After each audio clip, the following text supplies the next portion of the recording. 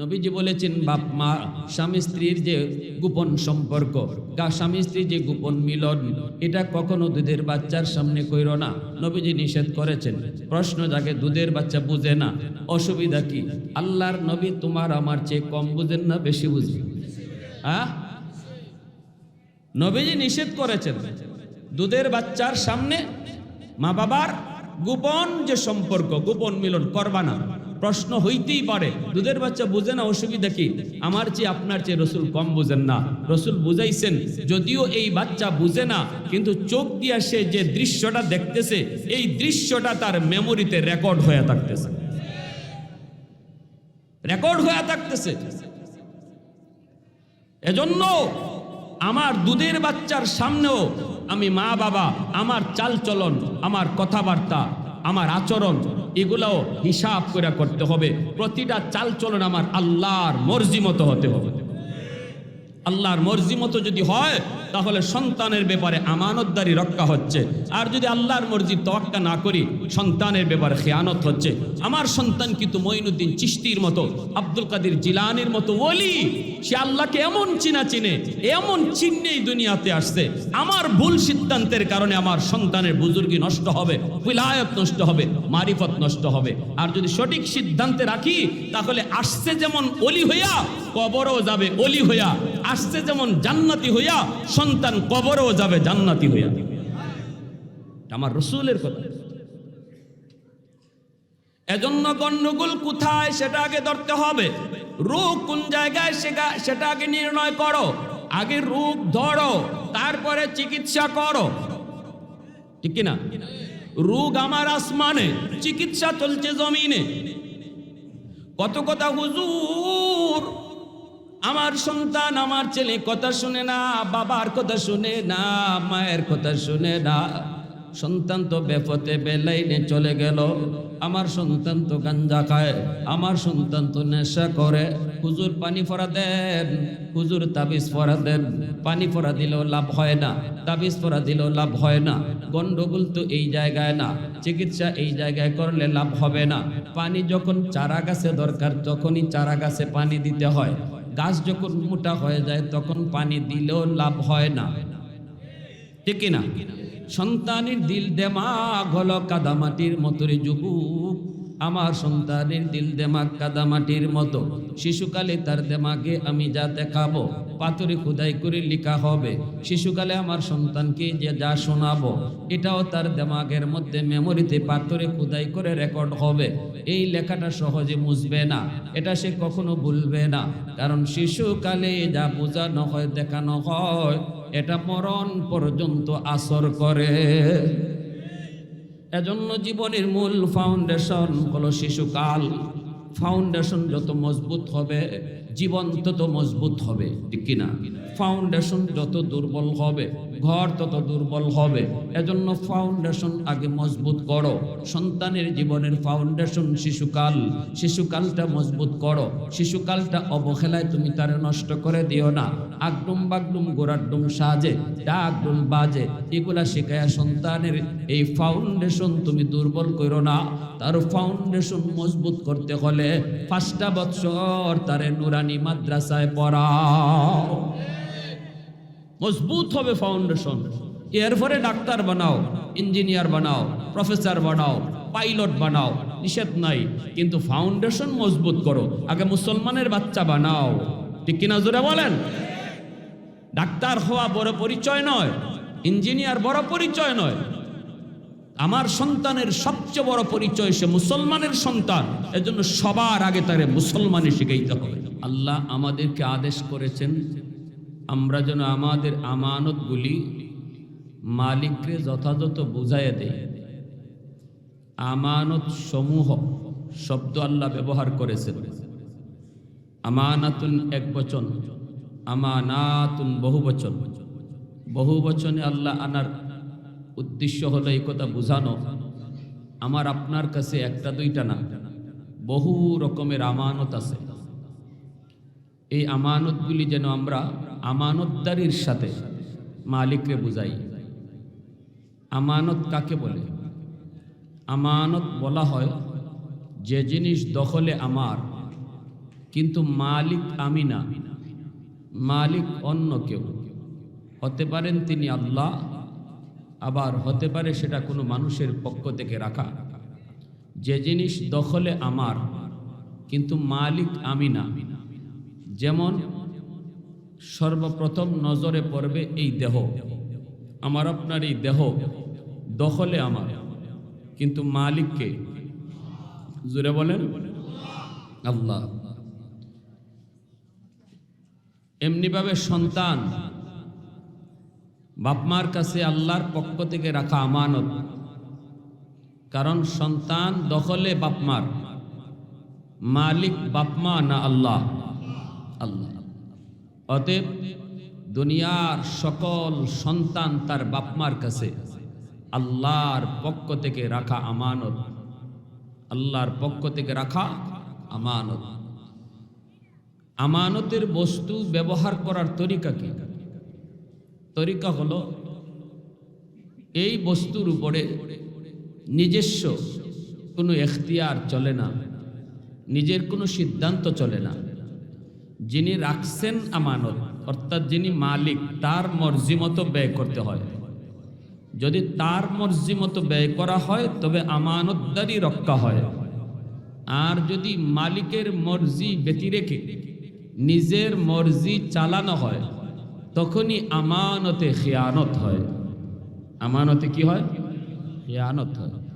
নবীজি বলেন যে বেশি বেশি খিয়ানত করবে তার ঈমান নাই, তার ঈমান নাই, তার ঈমান নাই। লা ঈমানা লিমাল্লা আমানাতালা, তিনবার রাসূল বলেছেন আমানতদারি যার নাই তার কি নাই? ঈমান নাই। এখন আমরা বুঝলাম যে আমাদের কাছে বহু রকমের আমানত আছে, এজন্য আল্লাহ আমানতের বহু বচন শব্দ ব্যবহার করছে। সন্তান বাপমার কাছে আল্লাহর পক্ষ থেকে রাখা আমানত। অতএব আমার সন্তানের উপরে আমার কোনো নিজের সিদ্ধান্ত চলবে না। আমার সন্তানকে আমি কিভাবে পড়ালেখা করাবো, সন্তানকে ঘরে কোন পরিবেশে বড় করব, সন্তানকে কি দেখাবো, সন্তানকে কি শোনাবো, সন্তানকে কি বুঝাবো, সন্তানকে কোন পোশাকে বড় করব, সন্তানকে কি খাওয়াবো, এই সব কিছুর ব্যাপারে বাপমার নিজস্ব কোনো সিদ্ধান্ত চলবেই না। কারণ বাপমা সন্তানের মালিক না, সন্তানের আমানতদার। অতএব এই সব কিছুর ব্যাপারে সিদ্ধান্ত চলবে যিনি আমানত রাখছেন, তিনি কে? জোরে বলেন। আল্লাহর সিদ্ধান্ত মতো যদি আমি আমার সন্তানকে লালন পালন করি তাহলে সন্তানের ব্যাপারে বাপমার আমানতদারি রক্ষা হবে। আর যদি এই ব্যাপারে বাপমা ভুল করি, নিজের সিদ্ধান্ত চালাই, আল্লাহর মর্জির কোনো পরোয়া না করি, সন্তানের ব্যাপারে বাপমা খিয়ানতকারী হবে।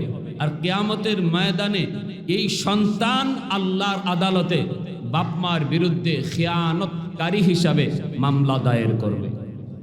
মামলা দিবে কে? দুশ্মনে না সন্তানে? জোরে বলেন। কলিজার টুকরা সন্তান, যেই সন্তানের জন্য শরীরে রক্ত পানি করেছি, যেই সন্তানের জন্য লক্ষ লক্ষ লক্ষ টাকা ব্যয় করেছি, যেই সন্তানের জন্যই আমার সব কিছু ছিল, সেই কলিজার টুকরা সন্তান আল্লাহর আদালতে মা বাবার বিরুদ্ধে মামলা দিবে।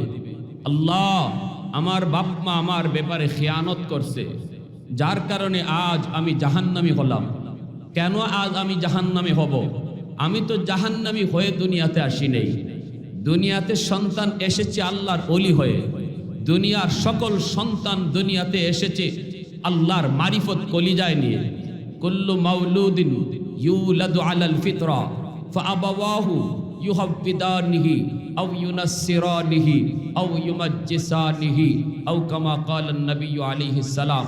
নবীজি বলেন সকল সন্তান দুনিয়াতে আসে আল্লাহর মারিফত লইয়া, আল্লাহর পরিচিতি নিয়া। মঈনুদ্দিন চিশতি, আব্দুল কাদের জিলানি যেমন আল্লাহকে চিনে, আমার আপনার সন্তান ওই রকমই আল্লাহরে চিন্না, আল্লাহরে জান্না, আল্লাহরে বুঝা দুনিয়ায় আগমন করে। যেরকম সুবহানাল্লাহ। কথাটা আমি মৌলবীর না, যদি আমার হইতো আপনারা সন্দেহে পড়তেন। কথাটা আল্লাহর নবীর, কথাটা আল্লাহর রসুলের, নবীজির কথায় কোনো সন্দেহ আছে? জোরে বলেন। এই সন্তান আসছে আল্লাহর ওলি হইয়া, তার ওলি হইয়াই দুনিয়াতে জীবন কাটাইবার কথা, ওলি হইয়াই তার কবরে যাওয়ার কথা। কিন্তু তার এই বিলায়ত, তার এই মারিফত, তার এই বুজুর্গি নষ্ট করার পিছনে আল্লাহর রসুল বাপ মাকে সবার আগে দায়ী করেছেন। ফাআবাওয়াহু ইউহাব্বিতানিহি আও ইউনাসসিরানিহি আও ইউমাজ্জিসানিহি। নবীজি বলেন তার মা, তার বাবার ভুল সিদ্ধান্তের কারণে সন্তান ইহুদি হয়, সন্তান নাসারা হয়, সন্তান মুশরিক হয়, সন্তান বেনামাজি হয়, মদকুর হয়, গাঞ্জাকুর হয়, ইয়াবাকুর হয়, ভুল পথে চলে। এটা আল্লাহর রসুল বলেছেন।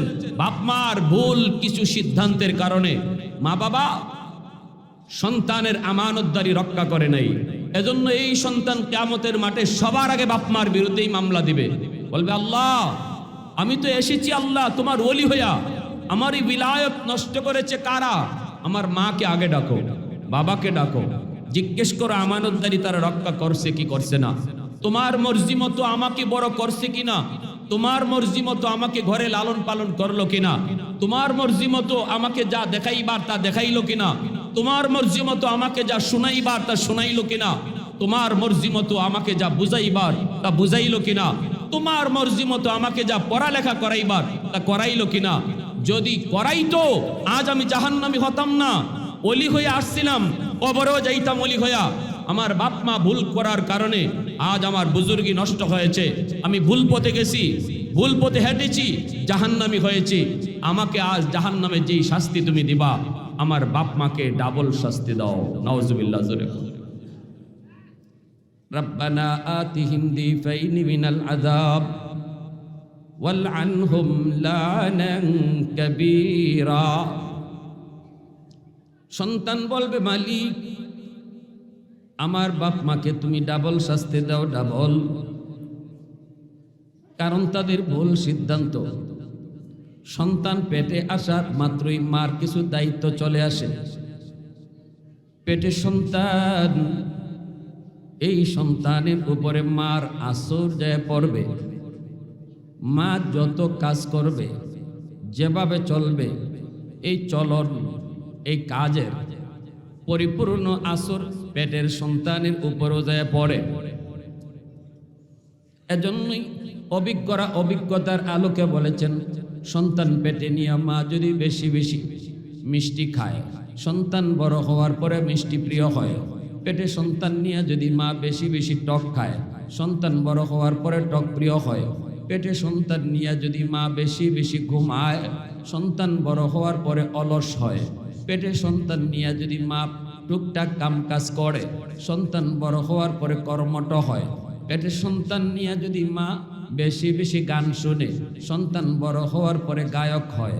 পেটে সন্তান নিয়ে যদি মা বেশি বেশি কোরআন তেলাওয়াত করে, এই সন্তান অল্প দিনে হাফেজে কোরআন হয়। পেটে সন্তান নিয়ে যদি মা বেপরদায় চলে, সন্তান ব্রেন্ডিলা হয়, প্রতিবন্ধী হয়। আর পেটে সন্তান নিয়ে যদি মা শরীর পর্দার ভিতরে তাকের যুবক, এই সন্তান বড় হওয়ার পরে মেধাবী হয়। এজন্য পেটের সন্তানের উপরে মায়ের আসরটা যায় বেশি পড়ে। বাবার চেয়ে মায়ের আসর যায় বেশি পড়ে, বাবার চেয়েও মায়ের আসর বেশি পড়ে। এজন্যই কিয়ামতের ময়দানে আল্লাহ পাক বাবাকে সন্তানের ব্যাপারে যদি একটা প্রশ্ন করেন, মাকে দুইটা প্রশ্ন করবেন। কারণ মাকে সন্তান বাবার চেয়ে বেশি টাইম পাইছে, মাকে সন্তান বেশি টাইম দেখছে। মায়ের টাচে ছিল বেশি, 10 মাস 10 দিন পেটে ছিল তাও মায়ের, দুধ খাইছে তাও মায়ের, ঘরের পরিবেশে সন্তান ছিল তাও মাকেই বেশি টাইম পাইছে। বাবা তো ঘরের বাহিরে ছিল, মাকেই বেশি টাইম দেখছে। এজন্য মার আমলের আসর সন্তানের উপরে বাবার চেয়ে যায় বেশি পড়ে। আমার ভাইয়েরা, বন্ধুরা, যুবক, এজন্যই আল্লাহ রসুল বলেছেন আল মারআতু রাইয়াতুন আলা বাইতি যাওজিহা ওয়া ওয়ালাদিহি। কিয়ামতের ময়দানে আল্লাহ পাক দুনিয়ার সকল মাকে আল্লাহ জিজ্ঞেস করবেন, সকল বিবিকে আল্লাহ জিজ্ঞেস করবেন, স্বামীর ঘরের হেফাজত তুমি করছো কিনা, স্বামীর মালের হেফাজত তুমি করলা কিনা। এরপরে আল্লাহ প্রশ্ন করবেন সন্তানের ব্যাপারে, সন্তানের ব্যাপারে তুমি মা কতটা দায়িত্ব আদায় করেছো, কতটা দায়িত্ব আদায় করেছো। দুধ পান করানোর সময় সন্তানকে নিয়ে তুমি কি করছো, দুধ পান করানোর সময় সন্তান তোমার মুখ থেকে কি শুনছে, তোমার মুখ থেকে কোরআন তেলাওয়াত শুনছে নাকি গানের আওয়াজ শুনছে। শিশু বাচ্চা, দুধের বাচ্চা যদিও সে বুঝে না রে যুবক, মনে রাখবা চোখ হলো তার ভিডিও রেকর্ডার, কান হলো তার অডিও রেকর্ডার। শিশু বাচ্চাটা চোখের মধ্যে যা দেখে সব কিছু মেমোরিতে রেকর্ড করে রাখে ভিডিও আকারে। কানের মধ্যে সন্তান যা শুনবে সব কিছু মেমোরিতে রেকর্ড করে রাখবে অডিও আকারে। যেদিন সে সাপ্লাই করবে ওই দিন এতদিন যা রেকর্ড হয়েছে তাই কিন্তু সাপ্লাই করবে, ঠিক না? ট্যাপের মধ্যে রেকর্ড তুমি করেছো গান, ট্যাপে যদি রেকর্ড করো গান, ট্যাপ বাজাইলে কিন্তু গানই বাজবে। ট্যাপের মধ্যে যদি তুমি রেকর্ড করো কোরআন তিলাওয়াত, ট্যাপ বাজাইলে তিলাওয়াত বাজবে। আমার সন্তানের চোখ নামক ভিডিও রেকর্ডারে কি রেকর্ড করাবো, আমার সন্তানের কান নামক অডিও রেকর্ডারে আমি কি রেকর্ড করাবো, সিদ্ধান্ত নেবে তার মা, সিদ্ধান্ত নেবে তার বাবা।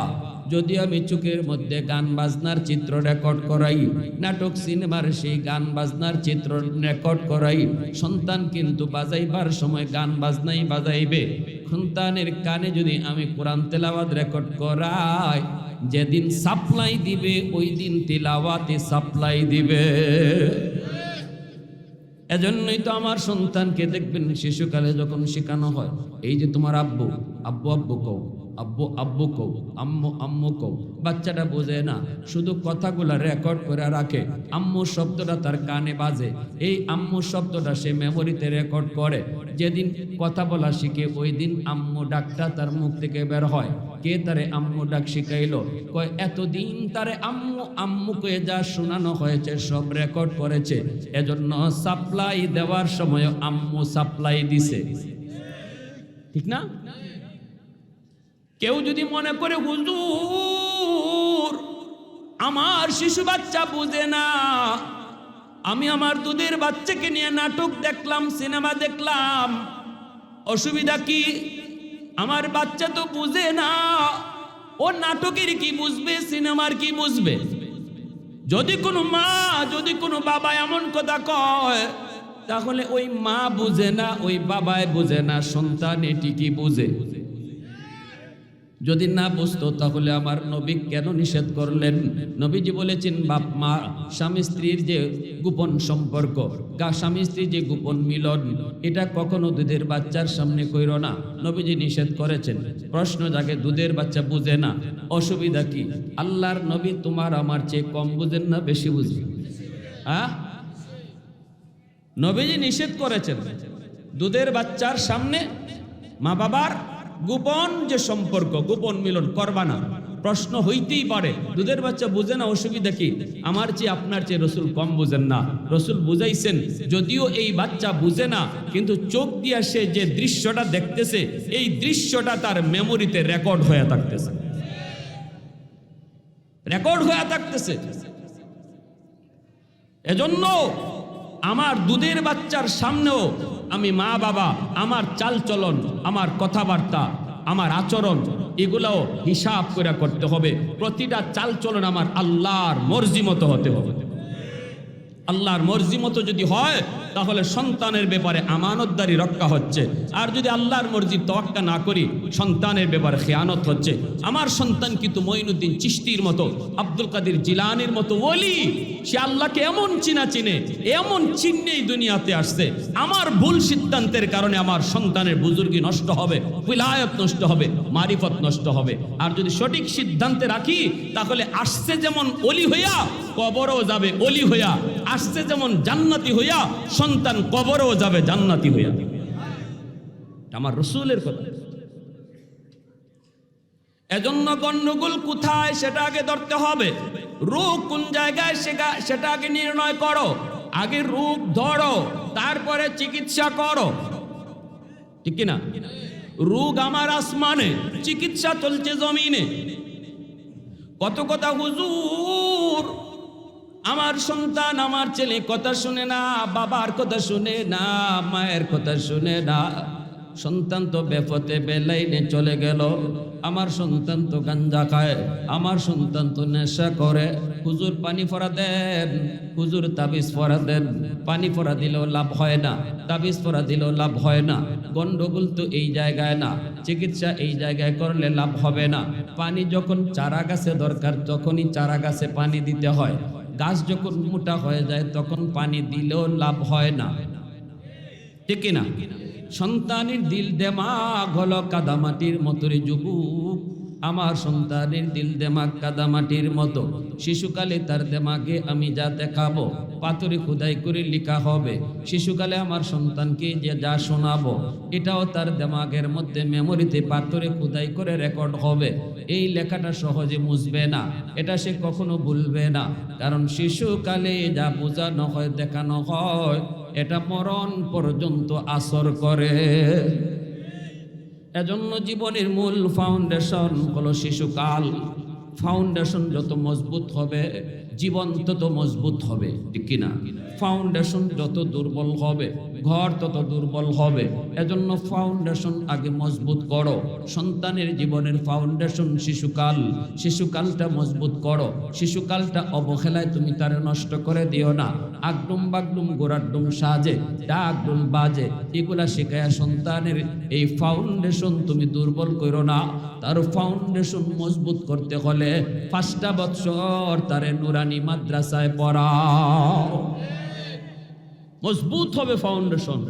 এরপরে ডাক্তার বানাও, ইঞ্জিনিয়ার বানাও, প্রফেসর বানাও, পাইলট বানাও, নিষেধ নাই, কিন্তু ফাউন্ডেশন মজবুত করো। আগে মুসলমানের বাচ্চা বানাও, ঠিক কিনা জোরে বলেন? ডাক্তার হওয়া বড় পরিচয় নয়, ইঞ্জিনিয়ার বড় পরিচয় নয়। আমার সন্তানের সবচেয়ে বড় পরিচয় সে মুসলমানের সন্তান। এজন্য সবার আগে তারে মুসলমানই শিখাইতে হবে। আমার ভাইয়েরা, বন্ধুরা, যুবক, এজন্যই খাজা কুতুবউদ্দিন বখতিয়ার কাকি রহমতুল্লাহি আলাইহির মা সন্তানকে নিয়ে উস্তাদের কাছে আসলেন। উস্তাদজি, আমার কুতুবউদ্দিনকে আপনি আলিফ বা তা সা শিখায় দেন, আল্লাহর পরিচয় তারে শিখান। আগে মানুষের বাচ্চা বানান, মুসলমানি তারে শিখান। এ যুবক, আমিও তোমার হাতে ধরে পায়ে ধরে বলি, রে যুবক, সন্তানকে তুমি ডাক্তার বানাবে, ইঞ্জিনিয়ার বানাবে, আমাদের কোনো আপত্তি নাই। শুধু তোমাদের কাছে আমার হাত জোর অনুরোধ হলো, আগে সন্তানটারে মুসলমানের বাচ্চা বানাও, আগে আল্লাহর পরিচয়টা তার কলিজায় ঢোকাও। এজন্যই উলামায়ে কেরাম আজকে মাদ্রাসার নুরানি বিভাগে 5টা বছর তারা মাদ্রাসায় স্কুলের সমমানের অঙ্ক ইংরেজি যোগ করেছেন। সিলেবাসের ভিতরে স্কুলের সমমানের সিলেবাস এনেছেন। 5 পর্যন্ত স্কুলে যা পড়ানো হয় মাদ্রাসাতেও তা পড়ানো হয়। আপনার সন্তান মাদ্রাসার নুরানি 5 বছর পড়ালেখা করার পর এই ছেলে হাই স্কুলে অনায়াসে ভর্তি হতে পারবে, এই ছেলে হাই স্কুলেও যেতে পারবে। অঙ্ক ইংরেজিতে কোনো সমস্যা হবে না। শুধুমাত্র আপনাদের দিকে খেয়াল করে, উলামায়ে কেরামের দিকে খেয়াল করে নয়। আমাদের সন্তান ডাক্তার বানাবো না, আমরা তো আমাদের সন্তানকে আলেম বানাবো, মুফতি মুহাদ্দিস বানাবো। অতএব অঙ্ক ইংরেজি আমাদের সন্তানের জন্য প্রয়োজন নাই। শুধুমাত্র আপনাদের দিকে খেয়াল করে, কারণ অনেক মা অনেক বাবা সন্তানকে আধুনিক শিক্ষায় শিক্ষিত করবে। এটা আমরা কখনো আপত্তি করব না, নিষেধ করব না, এটাও দরকার। ডাক্তারেরও দরকার, ইঞ্জিনিয়ারেরও দরকার। তবে আমার সন্তানের পড়ালেখা শুরু হবে মাদ্রাসা দিয়া, আল্লাহর পরিচয় দিয়া, মুসলমানি শিখাইয়া। এজন্যই উলামায়ে কেরাম স্কুলের সিলেবাস মাদ্রাসায় ঢুকাইছে। খাজা কুতুবউদ্দিন বখতিয়ার কাকির মা উস্তাদের কাছে দেখো, উস্তাদজি, আমার সন্তানকে আপনি আলিফ বা তা সা শিখায় দেন। ধর্মীয় পরিবেশে তার শিকার, আল্লাহর পরিচয় তার মারিফত তার কলিজায় ঢুকান। এই বইলা মা চলে আসছে। এইবার উস্তাদ কই বাবা কুতুবুদ্দিন পড়ো আলিফ বা তা সা। কিন্তু ছোট্ট বাবু কুতুবুদ্দিন তিনি কে? ভারতের বহুত বড় একজন বুজুর্গ মঈনুদ্দিন চিশতি রহমতুল্লাহি আলাইহি, ওনার শাগরিদ খাজা কুতুবুদ্দিন বখতিয়ার কাকি। ইনি ছোট্ট বাবু। উস্তাদ যখন কয় বাবা পড়ো আলিফ বা, কিন্তু তিনি কয় না গো উস্তাদজি, আলিফ বা নয়, আলিফ লাম মিম যালিকাল কিতাবু লা রাইবা ফীহ। আল্লাহর কোরআনের 15 পারা হিফজ তিনি শোনায় দিলেন। উস্তাদের চোখ থেকে দর দর করে পানি পড়ে উস্তাদ কান্দে আর বলে বাবা কুতুবুদ্দিন রে, আয় বাবা আয় আমার বুকে আয়। মা কইল আলিফ বা শিখাব, কিন্তু তুমি কি আলিফ লাম মিম বলে আমারে শোনাইছ? শুধু শোনাইছ তা না, কোরআনের 15 পারা হিফজ শোনায় দিছো। আয় বাবা বুকে আয়, চল তোর মায়ের কাছে যাই। কেন মজাক করলো, কেন এমন ঠাট্টা করলো? মায়ের কাছে চলে আসলেন। মা তুমি কেন মজাক করেছ? তুমি বলেছ আলিফ বা শিখাবো, তুমি বলেছ তারে ধর্মীয় শিক্ষার প্রাথমিক শিক্ষা দিব, কিন্তু তোমার ছেলে তো আমাকে আলিফ বা শোনায় নেই, সে তো আলিফ লাম মিম শোনায়া কোরআনের 15 পারা হিফজ শোনাইছে। মা সাজদায় পড়ে আল্লাহর দরবারে শুকরিয়া আদায় করে কান্দেন। আর মায় কয় উস্তাদজি খোদার কসম আমি মা নিজেও জানি না গো কেমনে আমার কুতুবুদ্দিন 15 পারার হাফিজ হইছে। আল্লাহু আকবার। তবে আমার যদ্দুর মনে পড়ে, আমি আমার সন্তানকে যখন দুধ পান করাইতাম, ওযু ছাড়া আমি কখনো দুধ পান করাই নাই। আমি আমার কুতুবুদ্দিন রে যখনই দুধ পান করাইছি, তখনই আমি কোরআন তেলাওয়াত করছি। মনে হয় দুধের সাথে কোরআন তেলাওয়াত যায় ঢুকছে। मैं तालिब मौला हूँ मेरे इश्क़ निराला, मैं तालिब मौला हूँ मेरे इश्क़ निराला, है जुमला जहाँ जिनके तजल्ली से उजाला, है जुमला जहाँ जिनके तजल्ली से उजाला, मादर दु जहाँ गैर खुदा यार नदारम, जुज़ याद खुदा ही चे दिगर कार नदारम, जुज़ याद खुदा ही चे दिगर कार नदारम। মুসলমানের আওয়াজ এখন আল্লাহু আকবার। এবার আমি প্রশ্ন করি, বলেন যদি দুধের সাথে তেলাওয়াত করলে তেলাওয়াত যায় ঢুকে, মা যদি দুধ পান করানোর সময় গান শুনে, দুধের সাথে গানও ঢুকতে পারে কি পারে না? জোরে বলেন। তেলাওয়াত করলে যদি তেলাওয়াত ঢুকে, গান শুনলে গানও দুধের সাথে যায় ঢুকবেই। কারণ পাত্র যেমন হয়, জিনিসের উপরে পাত্রর আসর যায় পড়ে, ঠিক কিনা ভাই? ময়মনসিংহ এলাকায় একবার চা খাইলাম, চা জাল লাগে। আমি বললাম ভাই চাতে আপনারা কি দিলেন, চিনি দিলেন না মরিচের গুঁড়া? কয় না হুজুর চিনি তো দিছি। আমি কই না তাহলে জাল লাগবে কেন? ওরাও চা মুখে নিচে নিয়ে দেখে হ ঠিকই জাল লাগে। ঘটনা কি? তদন্ত করে দেখা যায় তরকারির পাতিলে চা জাল দিছে। তরকারির পাতিলে চা জাল দিলে যদি তরকারির জাল চার মধ্যে আসতে পারে, বোঝা গেল পাত্রের আসর জিনিসও পড়ে, ঠিক না? এখন আমি মা, আমি বাবা, আমার সন্তানের পাত্র, এই পাত্রের আসর যা সন্তানের উপরে পড়বে, আমি বাবা মাকে, আমি বাবা আমি মা দুজনে ঝগড়া করি, বাবাই খালি মারে বাংলা গাইল দেয়, আসেনি না? শহরে বন্দরে কম, কিন্তু গ্রামে গঞ্জে এই প্রতিটা গাইলের আসর আমার সন্তানের উপরেও দেয়া পড়তেছে। আমি মনে করতেছি আমি তো গাইল দিতেছি আমার বউরে, জি না, এই প্রতিটা গাইলের আওয়াজ এই সন্তানের দেমাগে গিয়া পড়তেছে, লাগতেছে। এই সন্তান বড় হওয়ার পরে এই গালিটাই দিবে যেটা সে রেকর্ড করে রাখছে। আর এর জন্য দায়ী সন্তান না বাবা, এর জন্য দায়ী সন্তান না মা, ঠিক কিনা জোরে বলেন? এজন্য আমরা আলোচনাটা করতেছি, বুঝাইতেছি যে আমাদের রোগটা কোথায়, আগে রোগ ধরেন তারপরে চিকিৎসা করেন। আর যদি আমার সন্তানকে আমি আলেম বানাইবার নিয়ত করি, হাফেজ বানাইবার নিয়ত করি, তাহলে তো নূরুন আলা নূর, এর উপরে কোনো বাপমার উত্তম সিদ্ধান্তই হতে পারে না যেই বাবা যেই মা সন্তানকে হাফেজ আলেম বানাইবার নিয়ত করে।